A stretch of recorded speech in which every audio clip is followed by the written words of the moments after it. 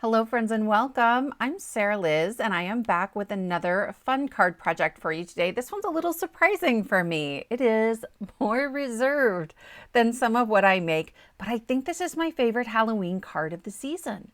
I am using the candy corn stencil from Cat Scrappiness, and it has 3 layers and they line up really nicely, but I will say these don't have etchings on them to let you know like which is the front and which is the back. So I highly recommend when you take them out of your packaging in the same corner, maybe it's the top left, just number them 1, 2, 3, and that will help you when you go to line everything up so you know which is the top left corner, which is the front and back of the stencil. But these come together really, really easily. I am just using some dye ink and my blending brushes, and I'm going through the stencils. For the first two, the openings in the stencils are fairly large, and so I'm just using my regular blending brush.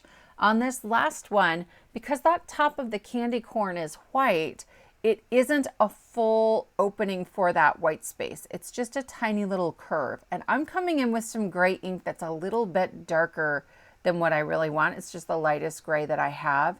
And so I'm using a detailed blending brush and I'm very carefully sort of tapping into those openings so I can better control the amount of ink that I'm putting through my stencil. But that's all 3 layers and it's super quick and super cute.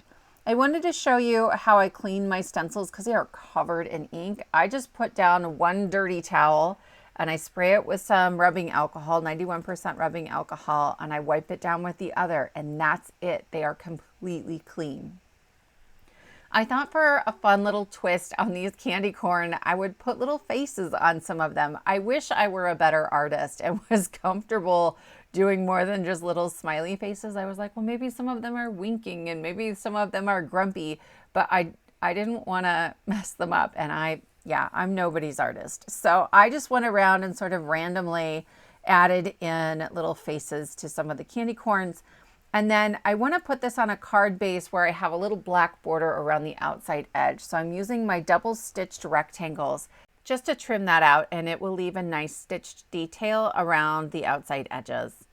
I wanted to add at least a little bit of sparkle, so I'm using my Nuvo AQUA Shimmer pen, and I'm just going into the white areas of my candy corn and adding a little bit of that glitter, but really any shimmer pen would work here. You could totally skip that step.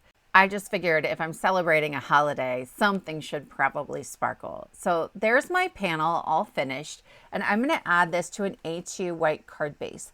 This was the largest of the double stitched rectangles, and it is just barely smaller than that A2.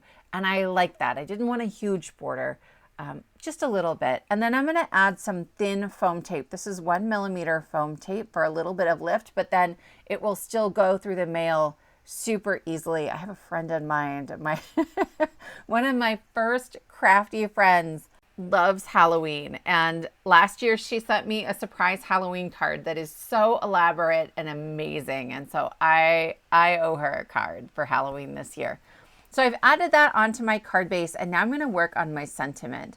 This is the Happy Day stamp set, and it's super versatile. There's the word happy is separate from day, and then there's all of these little sub sentiments in there that you can use, like a happy birthday, happy everything.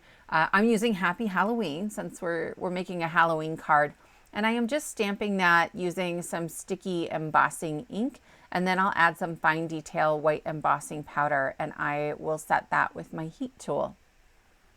Off camera, I went ahead and I just trimmed that out into a tiny little rectangle, and then I wanted a die cut here. I didn't want to stamp the happy as well. So I have this happy birthday word with shadow, and I'm just going to do a little surgery, nothing fancy. It's only connected at the Y. So, I mean, I trimmed less than 1/4 inch to separate this, and I'm going to stack up a couple of those happies just using some wet glue. I try to make sure I have glue on all the biggest pieces and then any of the edges that are sort of hanging off on their own. So the very end of the Y, the little tips of the P's on the bottom. But I don't worry too much about getting it everywhere. I also make sure that I sort of tap it off on the back of my hand to remove any of the excess glue that might ooze out. I did use a dye ink and it's water reactive. And so I don't want that ink to sort of change color or smear a little bit because of glue oozing out. Since I have dimension on the happy, I'm also going to add just a couple extra strips of cardstock behind Halloween to lift that up so it's at the same height as the happy. These are just like scrap strips, 1/4-inch strips of cardstock. They're slightly smaller than the Halloween itself. I add the glue and then I trim off the excess so there's no measuring involved. We're keeping it super simple. And then I will glue that down right underneath my happy, kind of centered in the middle of my card. And that will finish it up. We have one cute, smiley, candy corn Halloween card all finished up and ready for the mail. I hope you've enjoyed this project. If you did, please give it a thumbs up, consider subscribing, and I will see you next time.